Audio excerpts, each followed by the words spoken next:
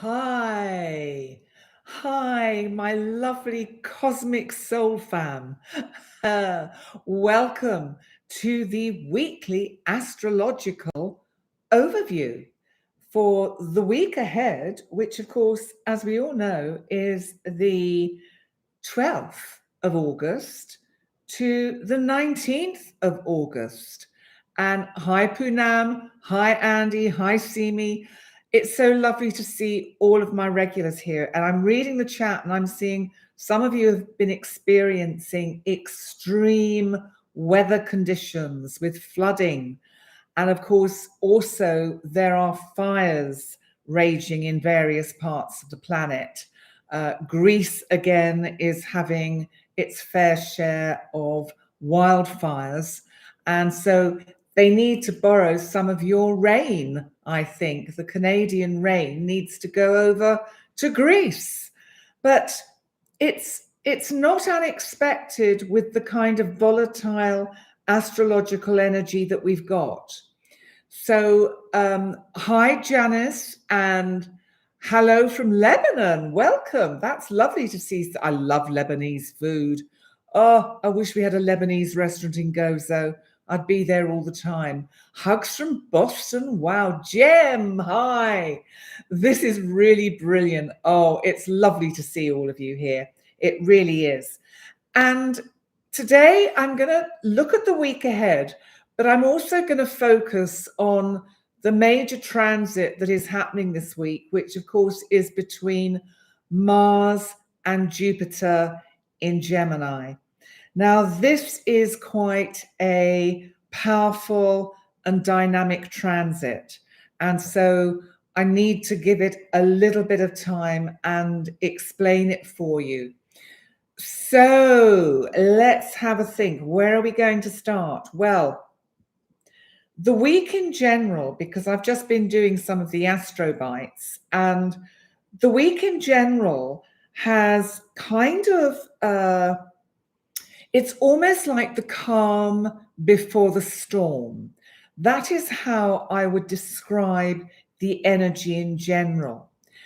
And it feels like, apart from this Mars-Jupiter sort of conjunction on Wednesday, which really is a big deal and really colors the energy for the whole week, it's all building up to next Monday's full moon in Aquarius.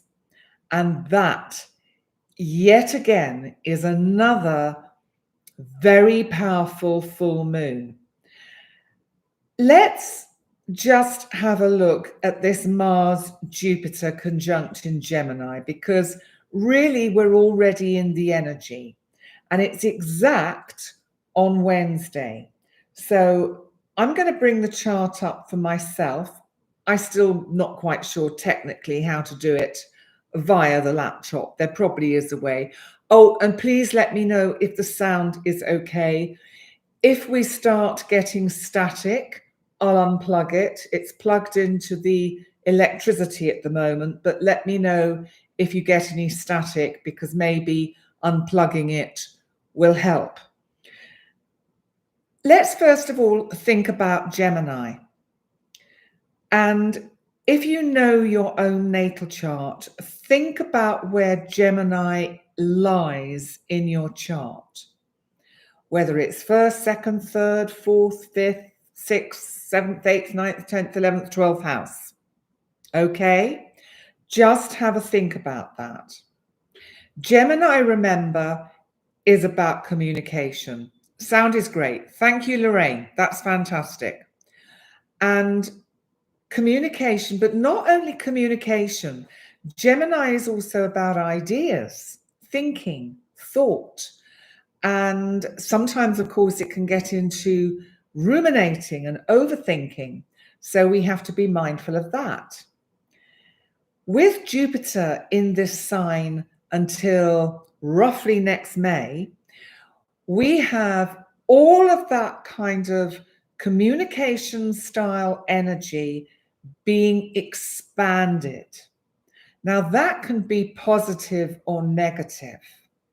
It can either mean that we come up with huge amounts of great ideas, but we can be so overwhelmed by the amount and the volume of ideas that we're getting that it kind of cancels itself out. So try and be aware of that. Jupiter, remember, is neutral energy. It's also about opportunity, luck, and it's also about learning and teaching. And Gemini itself can be about learning. It can be, that you're showing people how to do something, how to understand a new skill. So what's that, Andy? You're Gemini in the 9th. And okay, so teaching, learning, absolutely. And it's probably a good thing you're not working this week, Andy, because that Jupiter-Mars conjunction could see many of us absolutely blowing our top.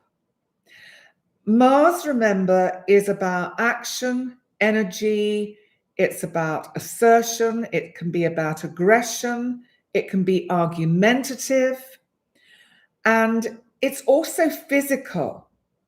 So let's take the various levels of this and think of what is actually going on the planet at the moment, because we've got a lot of volatile areas that are bubbling away with the potential for war breaking out, fighting breaking out. We've seen it in the last couple of weeks in the UK. We've had a lot of riots on the streets over there. People have been incited basically by extremist sections of society. And of course, that is a small microcosm of what the majority think. And I think we're going to see potentially similar things erupting in the United States.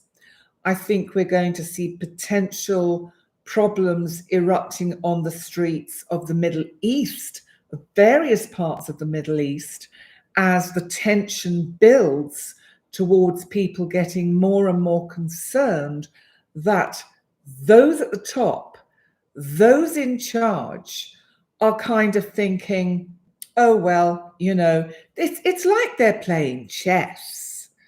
Do they actually, I'm going to get controversial here, care about life? And I know you know what I mean. And I know you also know that I can't say too much. And just feel from my heart that I am imploring world leaders to take a step back, especially this week with this Mars Jupiter energy, and to be mindful of how they react, because this is reactive energy. And it's also going at something so quickly. So you can also take what I'm saying on a personal level, that it literally causes physical accidents. So be careful you don't lose your temper, lash out, drive too fast. Gemini, the 3rd sign of the zodiac, can be cars and machinery. So be careful you don't lash out, drive out, and actually have an accident. Do not use your vehicle as a way of expressing your anger. Just let me catch up a little bit with what some of you are saying. What I'm going to do, I think, actually quickly, is just run through each house and tell you what you can expect with the Mars-Jupiter conjunction in each house of the zodiac, so that even if you've not got your chart in front of you now, you can go away later and count round and see which house is Gemini, and that will tell you the area of your life that is going to be most affected by this Mars-Jupiter conjunction. So let's start with the first house. If Gemini is your first house, it's very much about you. It's about the self. It's about how you come across. You will be getting kind of like hot under the collar if people don't take you seriously. You want people to realize you are a force to be reckoned with. That will be something that is very important. Your appearance, you may decide to dramatically change your appearance to become or appear to become more dynamic so that people take you seriously if you felt that people aren't taking you seriously. So that's a little flavor of what to expect with Mars, Jupiter in the first house. Let's move on to the second house, because the second house, of course, is about finance, economy. It's about how we value ourselves. It's about our personal possessions and materialism. And Mars, Jupiter here is a little bit like, be careful you don't overspend. Be careful you don't overestimate how much you've got and go a little bit mad in the kind of shopping department. Because then what's going to happen is it's going to cause repercussions and not just arguments with yourself with, my God, why was I so silly? Why did I keep doing that? Why did I keep saying, well, and that would go with that, and that those shoes would be nice with that? And I'm sorry, guys, if you're watching, it's really difficult to not have a female base or kind of attitude to this. You know, I'm a girly, I'm a lady. And so, you know, we like nice things and pretty things and handbags and shoes and things and frocks. But anyway, also it can be with the second house, how you value yourself, that you might be too hard on yourself. You might really kind of be beating yourself up and saying, oh, I don't know, I'm just so useless at whatever it is, at relationships, for instance. I always get it wrong. I always say the wrong thing. You could be getting into that kind of energy. So that is if you have Gemini in the second house. Let's move on to the third house, because the third house, of course, is a Gemini house. So if you have Gemini in the third house, you are probably an Aries ascendant, or your sun Aries. And so with Gemini in the third house, this really is energy, the Mars Jupiter, about communication.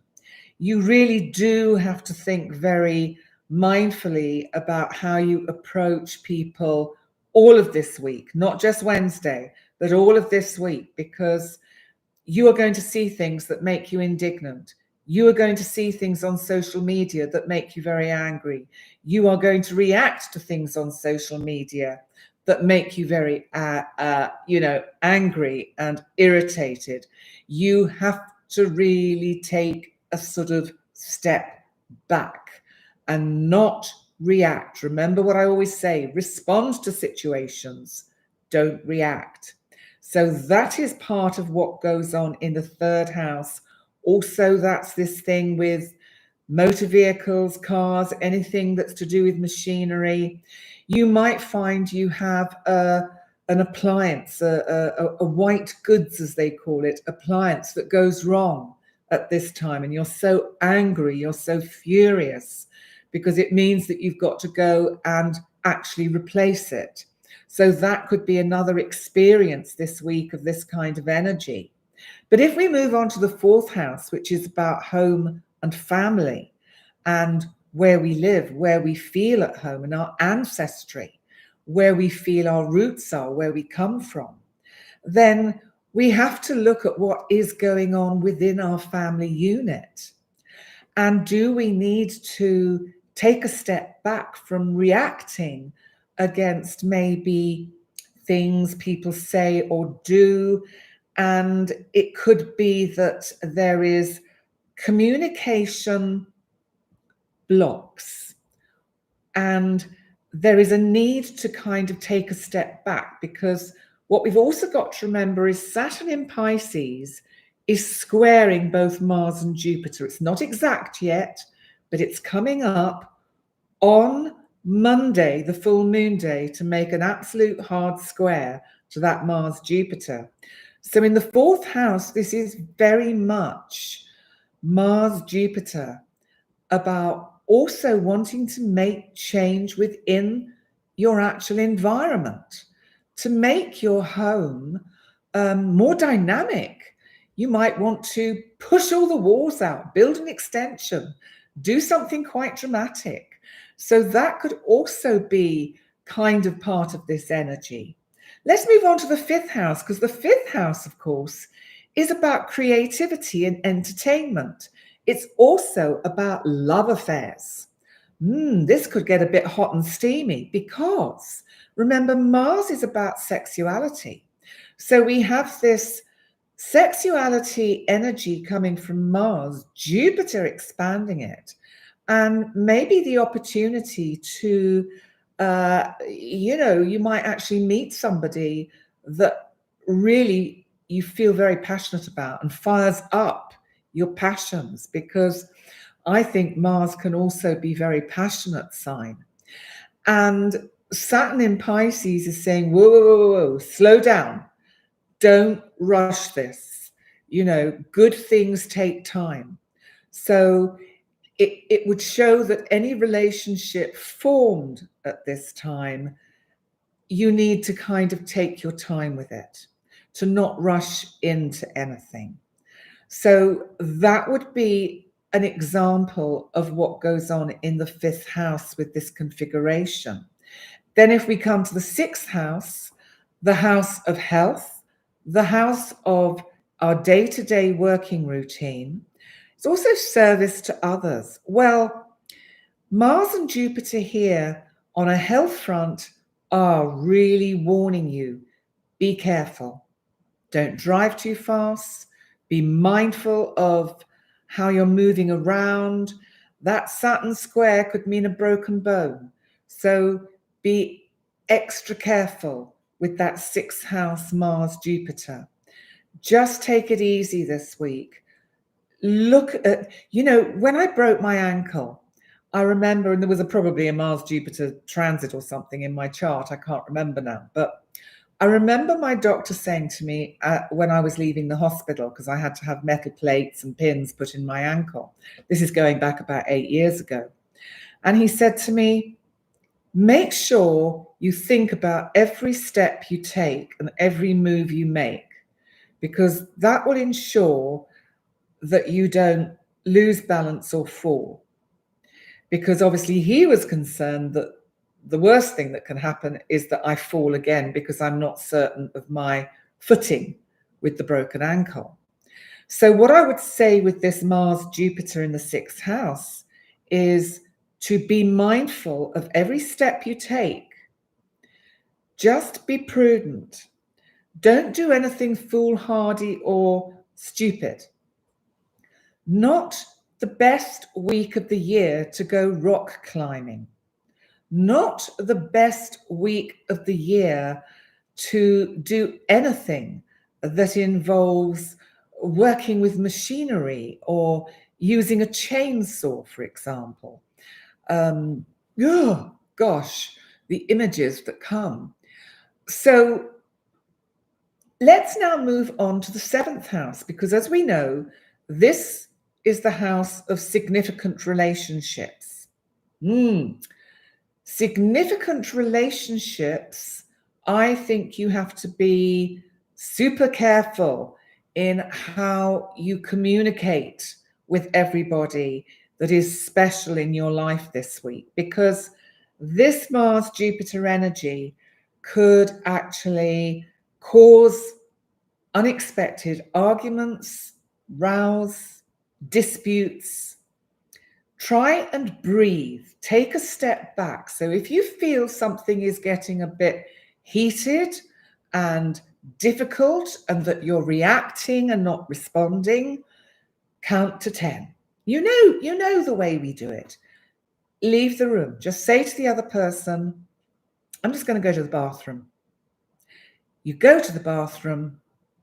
You go in there, you shut the door, wash your hands or splash your face with water and breathe and wait.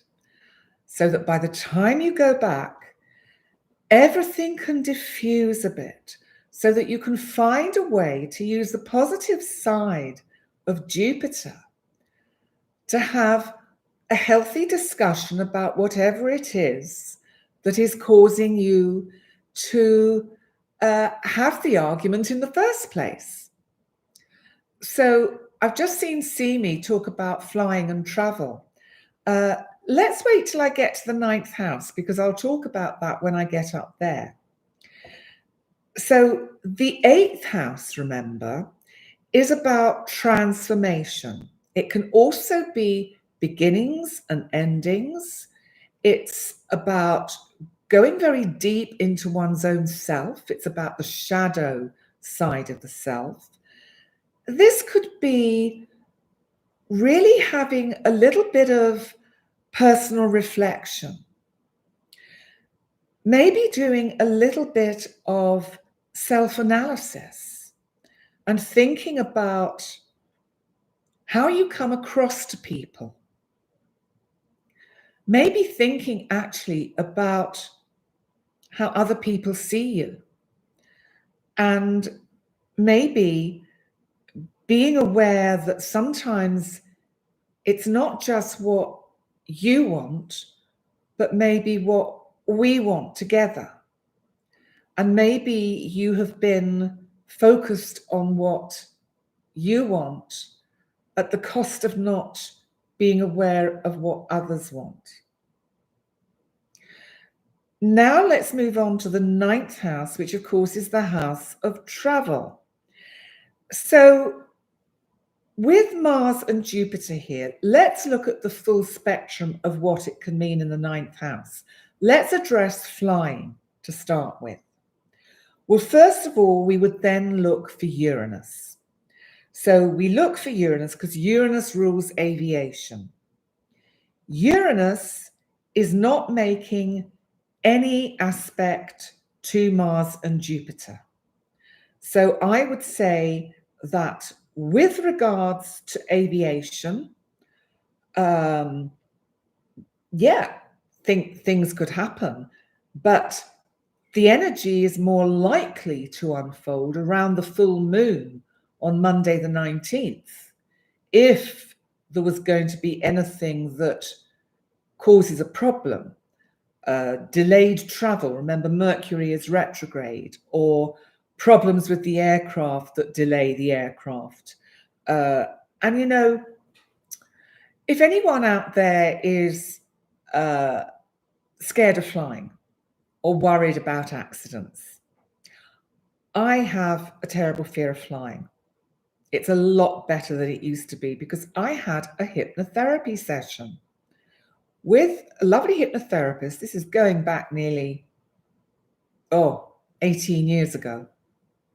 And I still remember some of the things that she said to me whilst I was in that kind of deep trance state, which was that every system has a backup system. And that backup system has a backup system. And that backup system has a backup system. Do you know, I could palpably feel the relief and release go through my body when she explained very simply the kind of very basic dynamics or mechanics of how planes have fail-safe and fallback systems. And I remember once having a panic attack on a plane, and it was silly. There was really no reason for me to have the panic attack other than I got into one of those states where I'm going to die, I'm going to die, I'm going to die, we're going to crash, we're going to crash, we're going to crash. I mean, clearly we didn't because I'm here. And there's an irritating little fly flying around and keeps landing on me. Anyway, perhaps he likes my perfume. Anyway, so this stewardess said to me, because she sort of, I was by the toilets and she knew I was finding it a little bit challenging. And she said, "How are you doing?" And I said, "Terribly. I'm just so frightened." And she said, "Has it ever occurred to you the pilot wants to get home for his tea?" And I thought, oh, I hadn't thought about that. And she said, "And hasn't it ever occurred to you that the pilot would not let this plane go up into the air if he actually thought there was something wrong with it? Because he has kiddies and he wants to make sure he's at home tonight to read them their good night bedtime story." And you know, all these little bits of information that I have been fed over many years of traveling have, I would say, 98% got rid of my fear of flying. The 2% left is all about not being in control. I don't like being a passenger in a car. I don't really like being a passenger in anything. And it's all about control. But that's for another time. Let's see what you're all saying. So, right. So I hope that answers your question, Simi. Yeah, there could be some flight problems, but I'm envisaging them more around the full moon on Monday. And, you know, I think it's you know, things get delayed, things happen. But what I will say is that I think if there are any problems with travel over the next, say, 2 weeks, it's actually going to be caused by natural events. So things like extreme weather conditions and extreme earth movements, as in earthquakes or volcanic eruptions. That would be my sense of what might delay or cause problems to air travel. So let's move on to the 10th house, because I haven't forgotten, I haven't been all the way around yet. So the 10th house, of course, is about our public image. It's about our career. It's about our work. It's about our passion. It's about what we do in life that we're passionate about. Now, as most of you know, doing this, doing these videos, doing the lives, doing my videos in between, seeing all of you as clients is my passion, and I love doing it. So Mars Jupiter in this part of the chart would mean a lot going on in the career department, a lot, and maybe things manifesting in an out of control sense. And maybe even it could mean a complete career change, a change of direction.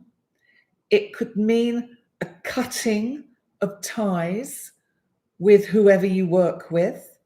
So it could mean either you leave or it's suggested that you leave. So that could be an extreme manifestation of this energy. But the other manifestation would be that there will be heated debates. But there is no reason why they can't be very productive, because it's Jupiter. Jupiter is about luck and opportunity. So ultimately, it would actually be very positive. So that's the 10th house. Now, if we look at this Jupiter-Mars conjunction in the 11th house, remember the 11th house is about the community at large. It's also about elevating ourselves to that higher frequency, because astrologically it's an Aquarius house.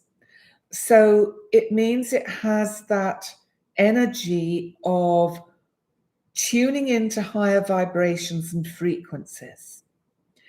This could ramp up one's spiritual connection. So if you have Mars Jupiter conjunct in your 11th, you could find that you are getting some pretty dynamic downloads from source or the divine, and whatever name you want to assign to these frequencies. On a more mundane level, I would say the 11th house is actually about looking at the potential mileage that can be gained with certain projects that you want to initiate. And what the 11th house is telling you is to not be too fixed on outcomes, but to experiment with outcomes, to see the other timelines that can spread out from this point in time. So it's actually quite a powerful position. And then finally, if we come on to the 12th house, which of course is very much about our psyche, the inner you. It's about that sense of self. It can also be where we're feeling a little bit imprisoned. Sometimes we're our own jailer. And sometimes I think having this energy in this part of the chart means that we become very much aware that we are somehow keeping ourselves trapped, trapping ourselves in this energy, rather than finding a way to break through it. The problem is the Saturn square from Saturn retrograde in Pisces is saying, slow down. This is about timing. Isn't everything always about timing?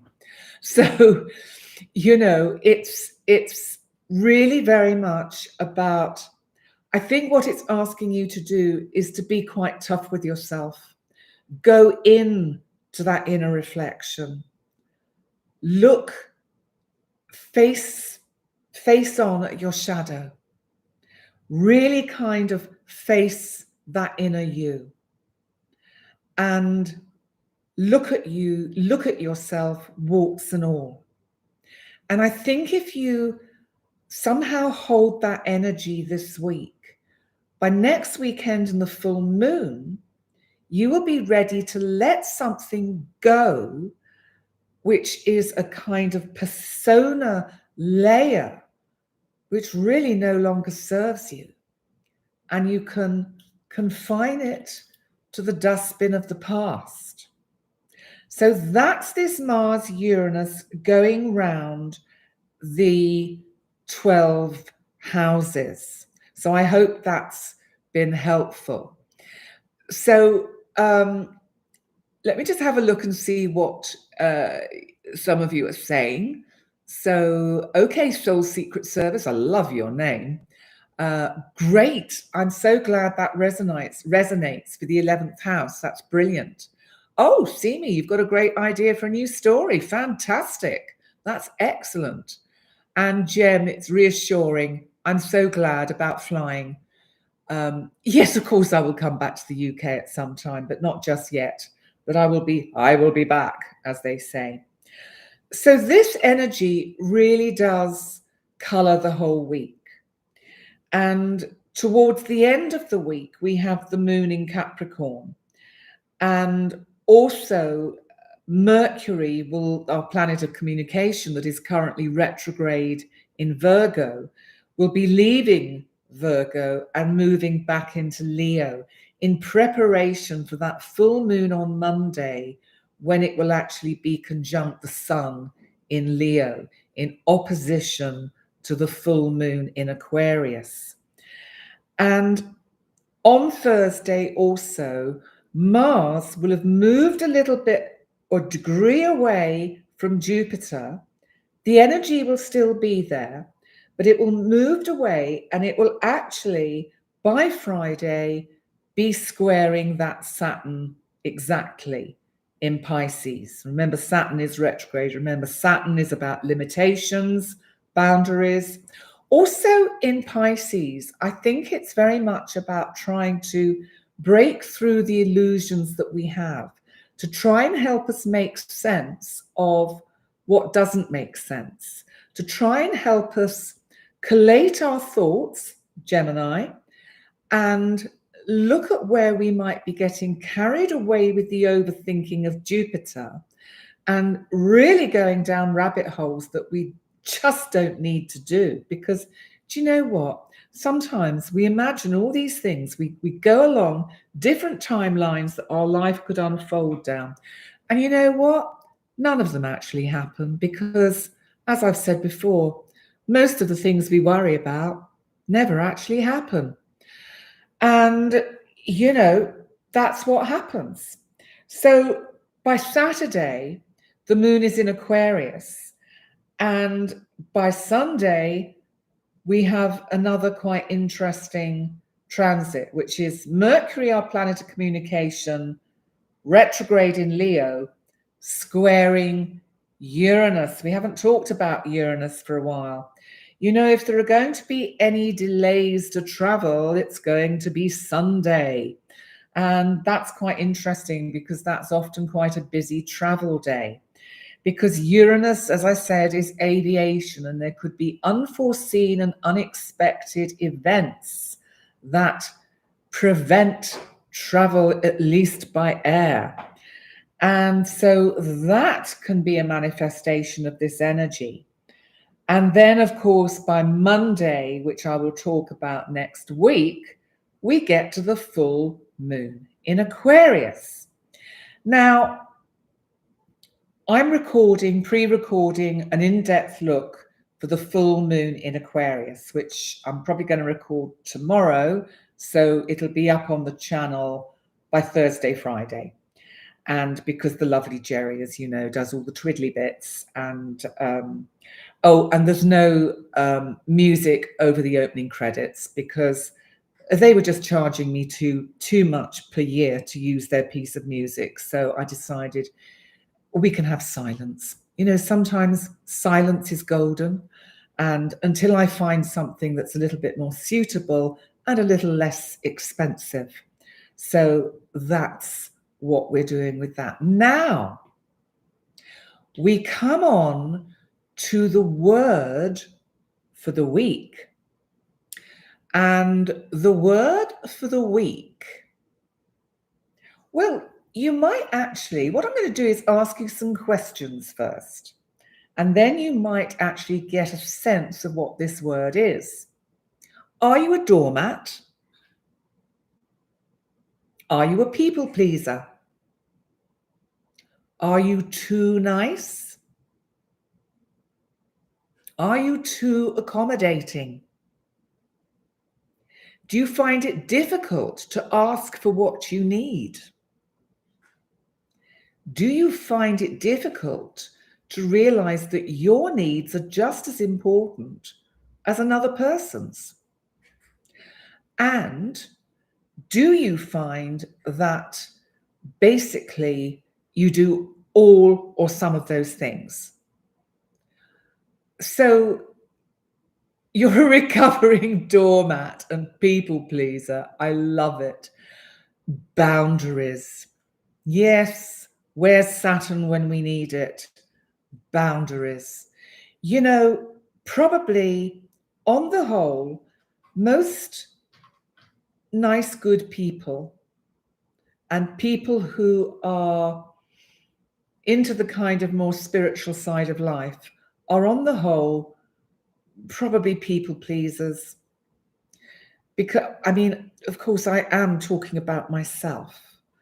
I'm a recovering people pleaser and a recovering person that's too nice, as someone's just said in the chat. And we really do have to try and change that. So the word for the week is about empowerment, because personal empowerment is something that if you do all the above that I've just mentioned, then we're not actually feeling our own power. We're not owning our own power. We are giving it to the other person. It's like you have a conversation, could just be with a friend. What should we do tonight? Oh, I don't mind, whatever you say. Well, should we go for pizza or shall we go for Chinese? Well, I don't really mind, actually. I mean, I'm easy either way. And the other person is thinking, Jesus, I wish they'd make their mind up. Instead of saying, actually, I really want to have the pizza. So one of the things that I think nice people find it so hard to do is literally that, be nice, which is probably why most politicians probably aren't very nice, because they do ask for what they want. But you can be a good person and ask for what you want. Supposing, let's have a imaginary situation. This person is going to move in with this person. And the person who is going to be moved, who's having the other person move in with them says, right, well, which side of the bed do you like? Oh, I don't mind. Well, I always sleep on the left, so you have the right. Oh, okay. And then you're thinking, I can't sleep on the right side. How am I going to get out of this? And actually, I'd really like my own room. And then maybe actually we could sort of, have more romantic kind of get-togethers. Do you see what I mean? So if we're too nice and accommodating and don't ask for what we want, we become pushovers. And so personal empowerment, being empowered and asking for what we want. Do you know what? If you actually ask for what you want, people really respect you. And they usually go, oh, okay. Okay, yeah, I can do that. Yeah. And, it's like, oh, don't worry, I can manage. Instead of saying, I need help with this. Can you help? That's another thing we often find it hard to do, to actually ask for help. And hello, JL, you just snuck in. Good to see you here. Can we still visualize our dreams? Why not, Susie? Of course we can visualize our dreams. I mean, who's to say we can't? And, Saturn in Pisces, just kind of moving back to that Saturn in Pisces, is trying to help you put some structure into those dreams, is trying to help you actually ground them, to actually find a way to say, hey, we could make this a reality. Then you have to decide, wow, what do I do if I get what I want? Will I suddenly decide, I don't think I want it now? What do we do when we get what we want? Are we always actually somehow, even though we say, oh, I want this or I want that, do we actually unconsciously keep it away from us because we can't actually cope with what it means to get what we want? We're not used to being happy. We're not used to feeling empowered. We're not used to feeling, actually, I can have what I want because I asked for it. Because sometimes we just have to take the risk. And if we don't take risks, nothing changes. But you know that. I'm not telling you anything you don't know. So ultimately, empowerment is about enabling people to act on their own behalf. It's about improving our ability to shape our future, to achieve our goals. And often people pleasers are very good at giving away their power and helping other people feel empowered, powerful. Me, I'm so powerful. And not very good at actually doing the same for themselves. So that's my word for the week. And I've got lots of other words because I've been recording the Astro Bites. I've got lots of interesting words for the week ahead, which you will just have to wait and see because they will be coming up every day. But before we start to bring this to a close, let me see what some of you have been saying. Sil, it's nice to see you here. I'm glad to see you here. I'm very glad to see you here because that tells me you're safe. And help me feel empowered. Yes. Yeah, well, yes, it does get easier with practice, but it also is about, we have to keep it conscious. We have to keep a conscious awareness. We have to be consciously aware that the fact that we do allow people to rob us of our power, or we willingly give it to them, assuming they know and we don't, or they've got all the answers and we haven't. And then we go home and we sit there and brood about what we knew all the time. So work this week on asking for what you want, of being mindful of your own power, of not giving your power to others, because that is something we often do. And if someone says, do you want pizza or Chinese? And you really want pizza, say, I'd like pizza. And if they go, oh, okay, I quite fancied Chinese, you say, well, we can have Chinese next time. And stick to your guns. Because, you know, it's, what's that, Cosmic BL? The comments don't remain. They should do, because I switched on the, I clicked on it when I set the live up, which shows you the live comments after the stream has ended. So I don't know why. I really don't. I will see if I can get the wonderful technical Jerry to help me. I'll ask him. Oh, Andy, you did get to see them last week. Okay. You have to swipe the comment section to the left. Thank you, Gem. Wow, what a gem you are, Gem. That's fantastic. So, as I said, the full moon video will definitely be up by the end of the week. I'm going to record it hopefully tomorrow. The Astro Bites are coming thick and fast. I'm also sticking them on TikTok. It's just quite fun. It's just, why not, you know? And I have to say, I've become horribly addicted to TikTok. Why? I don't know. I just can't stop scrolling. I have really got to get a life. You know what I mean? The trouble is, this month, August, I decided I was going to have the whole of August off, no clients, just relax. Well, I'm sitting here going stir crazy. I want to do something. What can I do? I want to do. What shall I do? What shall I do? And I thought I was going to give myself time to start making notes and writing this famous book that I will write at some time. And I'm just going, I don't know. What shall I do? What shall I do? Don't know what to do. And oh, that's why you won't get a TikTok account, Andy. Yeah, I don't blame you. It's just totally nightmare addictive. It is, really is. They will probably hate me for saying that, but I'm afraid it is. But then that's what they want, isn't it? And so there we go.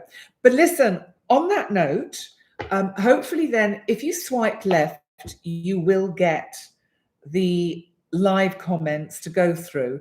Now I know I can go through them as well, because I don't know what gets said either. And Jem, let's FaceTime Penny, feeling exactly the same as you. I love it. Okay, listen, so I will be back live next Monday. And of course, that will be for the week ahead. But I really will, of course, look into the energy of the full moon, because, of course, the full moon is next Monday, the 19th. So that's going to be another powerful few days we're going to have. And we will start to feel that energy this week. And I think what's important is to, because it's Aquarius, think of the positive sides of Aquarius about those higher frequencies and energies. think about elevating yourself up to higher frequencies, tuning into the kind of cosmic, kind of blue light energy, as I would call it. And I think then everything will be absolutely super cool. So on that note, please remember to like, comment, share, subscribe, and all those wonderful things. And I really, you know what I feel about you all. I think you're all absolutely amazing and friggin' awesome. And you are just wonderful soul fam. And so I'll stop wittering. And I look forward to seeing you next time. And you will see me tomorrow morning, of course, in an Astrobite. Until then, bye for now. Bye, my darlings. Bye. Bye.